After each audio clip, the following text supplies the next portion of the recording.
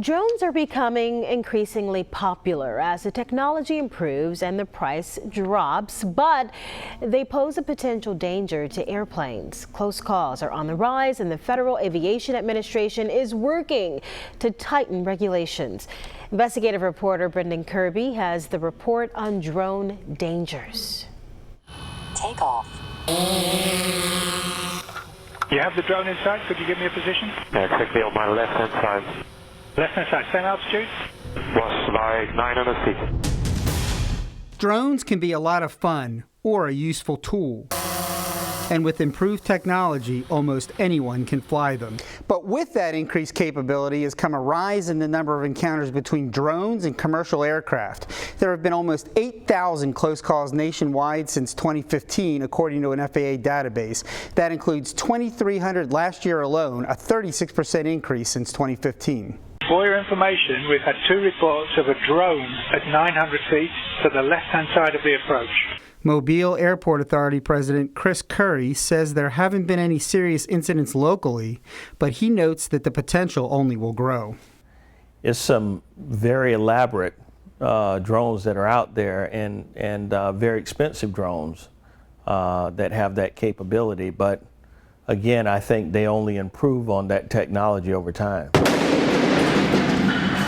Researchers at the University of Dayton Research Institute last year demonstrated how much devastation even a small 2.1-pound quadcopter could cause if it collided with the wing of an airplane traveling at 238 miles per hour. Watch it again in slow motion.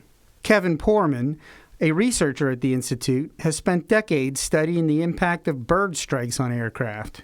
Drones are even more dangerous, he says. Well, what we shot was a small drone, so that's more of like a hobbyist kind of drone.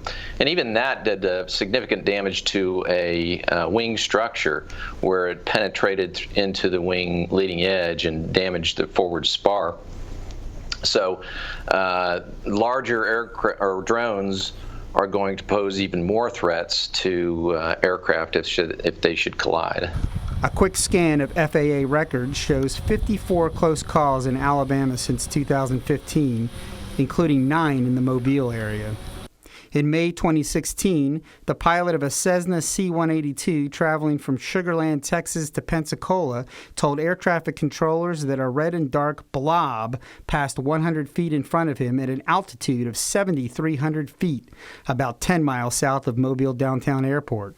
In December of last year, the pilot of a Tecnam P-2006T aircraft taking aerial photographs at an altitude of 2,800 feet, 3 miles south of Maxwell Air Force Base in Montgomery, had to suddenly climb 100 feet to avoid a drone.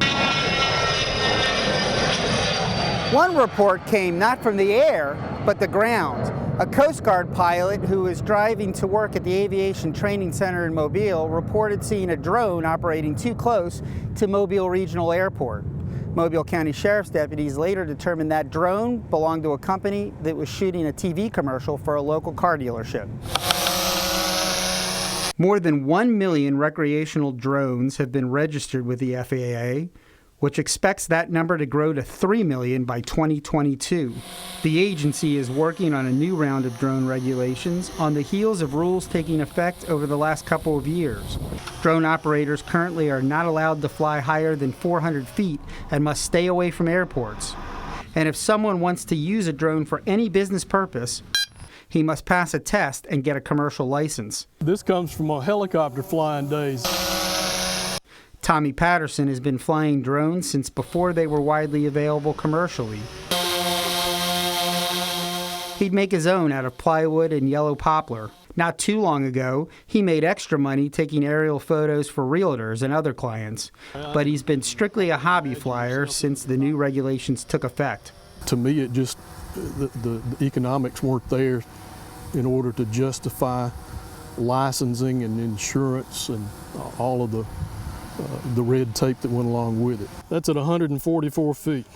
But Patterson, who flies his drone on a field in Foley leased by the South Alabama RC Modelers Club, said he has no complaints. I really think these rules have become necessary.